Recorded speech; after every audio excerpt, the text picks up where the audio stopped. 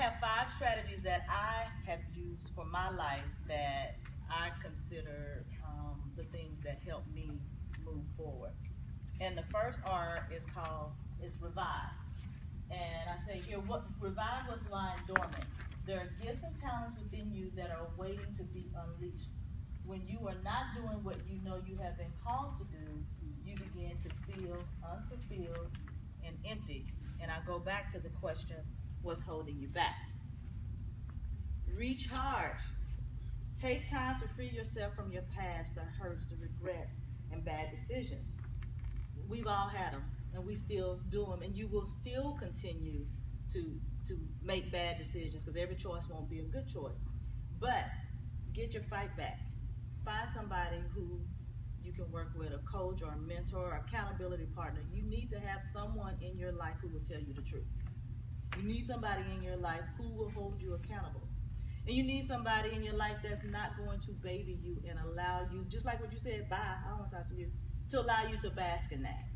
Because if you have people who have the same demeanor as you, you know when it says misery loves company, people typically will go to those people who are feeling like they're feeling. They're not going to come to you, Miss Rose, because you're going to tell them the truth.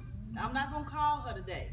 So it's when they're feeling their best or at their highest, that's when they're going to reach out to you.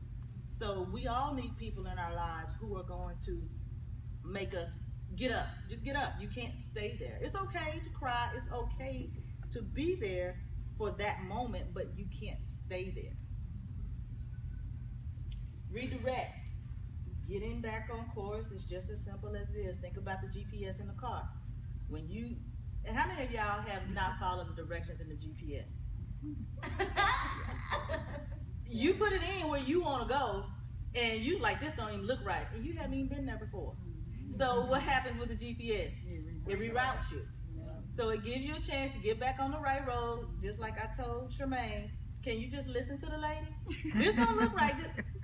We've never been to Gainesville before. So how do you know it's not right? There's this control. So you can get back on track. And again, I just ask for you to reflect over what you've written. Just reflect, because you can always go back and look at it again, just so you can see what you said. And release. Work with a coach or a mentor to help you develop action plans that you can implement and that you can sustain, so that you can always walk in who you've been called to be. And I say, yes, I recommend a coach, a mentor, accountability person twice, because we all think that we can do it on our own. We all think that.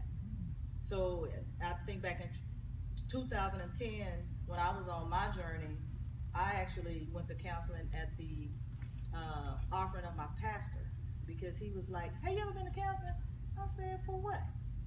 He said, because you should be the best single you should be for the person you're going to marry. And I was like, oh.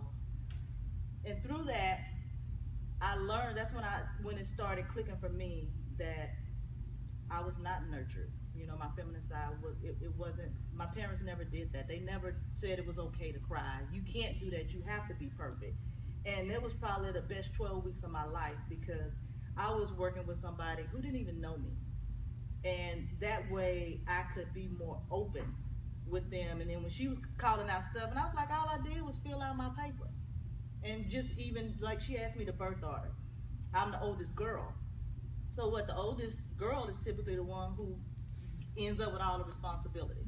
Then where I have a younger sister who, she's spoiled. She gets her way, you know, by the time she came along, my parents were just like, okay, she can just do whatever.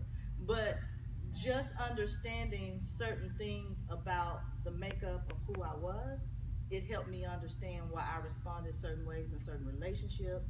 And I would get out. Just when you mentioned Jessica earlier, it's easier for me to just cut it off. I don't even have to deal with it. It's not working for me.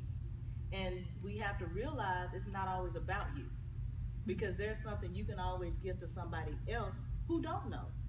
And so we can't hold people to the same standards that we hold ourselves, because we all can learn and grow from other people.